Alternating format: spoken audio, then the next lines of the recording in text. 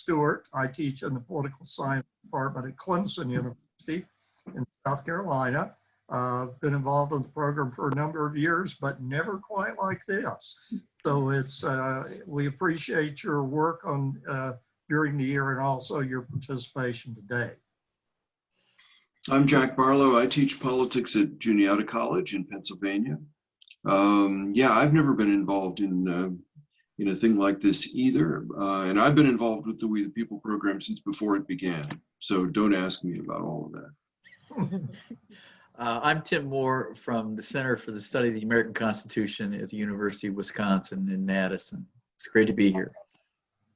Hi, and thank you for being here today. We are Unit 2 from Staples High School in Westport, Connecticut. My name is Dylan Goodman. My name is Claire Redmer.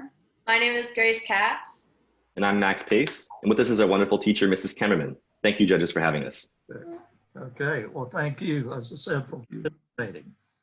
Okay, we're going to, no surprise, we're going to look at question 1 today, and I'll read the question, and then we'll hear your response.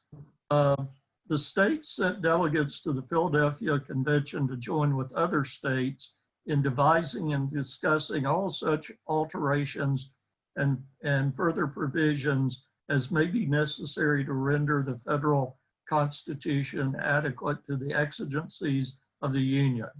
To what extent, if any, did the delegates follow their instructions? What experiences of state governments under their new constitutions after independence might have influenced the creation of the Constitution?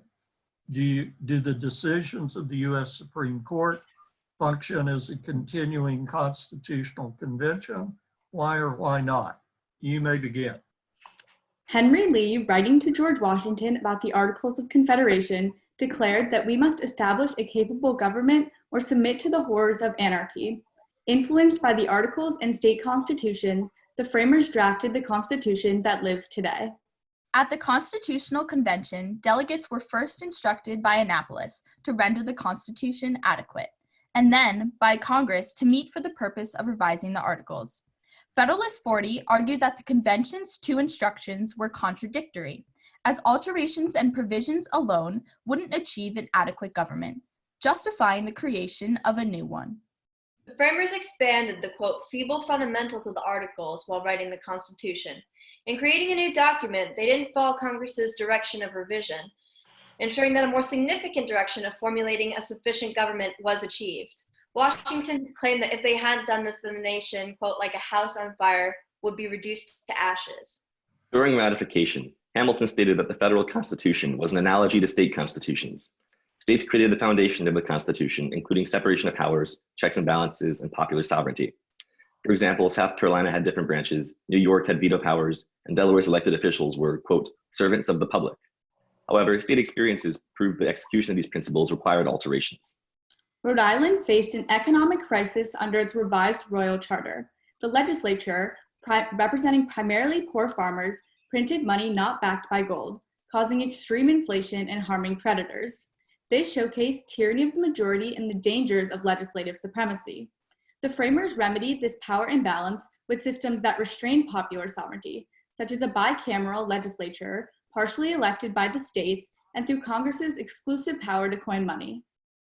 They also took ideas from successful states like Virginia. Their constitution's 3-branch with no concurrent power structure yielded prosperity and trade. These successes were taken to the convention under their Virginia plan, serving as the foundation for the Constitution. In the Constitution, the framers outlined the arduous amendment process in Article 5. President Wilson said that only the, quote, force of revolution can move a formal amendment. To compensate for this inefficient amendment process, the Supreme Court has adopted the Constitution to the present, continuing the convention's work. While some court decisions are based on strict constructionism, many involve interpretation in a modern context, allowing the court to revive the Constitution and function as a living convention. In Griswold v. Connecticut, the court relied on substantive due process, which protects rights without explicit constitutional basis, to establish the right of privacy by making state prevention of contraception for cohabitants illegal. In his concurring opinion, Justice Goldberg wrote that infringing on, quote, a right so fundamental as the right of privacy in marriage, because it is not mentioned in explicit terms, would violate the Constitution. The creation of privacy, which is not directly written in the Constitution, made cases like Roe v. Wade, which protected abortion, and Lawrence v. Texas, which protected the privacy of same-sex couples, possible, and therefore continued the work of the framers. In Gitlow v. New York, the court applied the First Amendment to the states. This set a precedent of selective incorporation, utilizing the 14th Amendment's due process clause to implement the Bill of Rights into the states, even though this might not have been the original intention of writers. These exemplify the court's ability to adapt our foundational document to modern issues, as the framers did in 1787. We agree with President Wilson's statement that the court acts as a constitutional convention in continuous session. Though the framers defied their instructions when entering Independence Hall, their overstep and consideration of state constitutions created our long-lasting document. Its success originates from its ability to live through the courts, ensuring that it always meets the wants and needs of we, the people. Thank you. We are now ready for questioning. Okay, well, thank you. You talked about the ratification process a bit. Was ratification of this new document a foregone conclusion, and what were some of the battles that were fought there? One of the biggest battles that was fought was the Bill of Rights and the inclusion of this. Hamilton didn't believe in Federalist 84. He argued that a Bill of Rights was not only unnecessary, but dangerous because it would actually limit the rights of the people. And he believed that by enumerating Congress's powers in Article 1, Section 8, that we didn't need a Bill of Rights because the rights were already protected. However, the people really wanted this. The Anti-Federalists really wanted this. And then they gave it to them as a, quote, tub to the whale, because they believed that it would distract them from the more structural changes that they wanted. There was also a lot of debates over the actual structure of the Constitution, if a bigger structure and a larger federal government was actually indeed best for the nation. Madison truly believed, explained in Federalist 10, with the control of factions, as well as all of his work that he had studied from constitutional past philosophers such as Aristotle, that he said a bigger republic does actually protect the rights of people better, whereas Anti-Federalists believed a smaller republic would do this, such as having more influence with state governments rather than a federal government. To make this process easier, they made sure that the states could only ratify the whole Constitution, and then they could propose amendments later, because during these conventions, they kept proposing things and it kept setting things back to a new, because if you have new amendments, then it has to go through the states again. So they made proposal amendments, amending after you ratify. So you talked a little bit about the Supreme Court as a continuing constitutional convention, and the cases that you cited were almost all, or maybe all, cases where the court is applying the 14th Amendment, which of course wasn't adopted until 1871.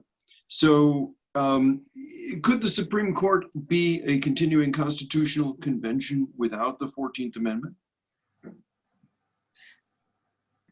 Well, there are certain provisions that the Supreme Court has adopted that are not directly through the 14th Amendment, such as the Miranda rights, which the Supreme Court said that you have, as a police officer, you have to make a person aware of their rights, which was not argued through the 14th Amendment. It was argued through against self-incrimination, that someone had to be made aware of their rights that they had in the Bill of Rights, rather than them having to rely on their own knowledge. But it was Miranda against Arizona. Yeah. But it wasn't argued through. It was argued through the Fifth Amendment. Also, the power of interpretation, which a lot of these cases are rooted in, things that are implied through the Constitution and therefore a right, that also comes from the 9th Amendment, which says that the enumeration of the Constitution doesn't necessarily limit the idea that anything that's not explicitly written isn't a right. So that really gives the court a lot of power to determine, is it implied, and therefore can make it a right. Okay. I'd like to ask a question about the Anti-Federalists. They had a lot of criticisms about the convention itself. Certainly you addressed constitutional critiques.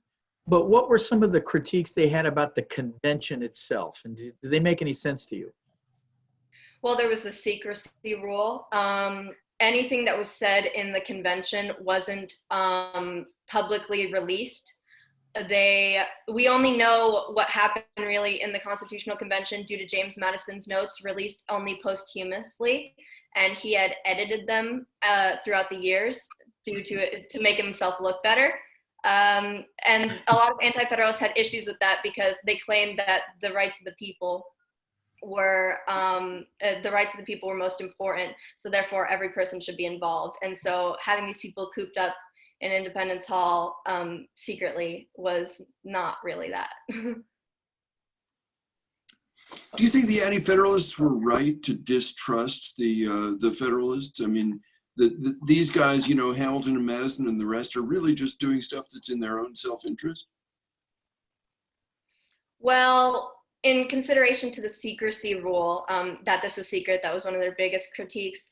I think the Constitutional Convention could have only happened if they had that level of secrecy, because the document was already built on compromises. So if you go from 55 delegates all compromising, trying to figure this one thing out, and then go to like the millions of people in the colonies and trying to get all of their opinions in, then that would make it more arduous. Also, the Bill of Rights was, excuse me. Go ahead, Max. The Bill of Rights was also added as my colleague said, a tub thrown out to the whale, which was kind of meant to distract the anti-federalists, which is further proof that they really shouldn't have. They weren't working with the anti-federalists, they were working more to get around them. Let me go back to a point raised by my colleague. You cited the Gitlow case, but the Gitlow case is necessary because of Barron versus Baltimore, a court interpreting whether or not the constitutional rights applied to the states. Was the court involved in this continuing constitutional convention there? And I'll never know. It's sorry.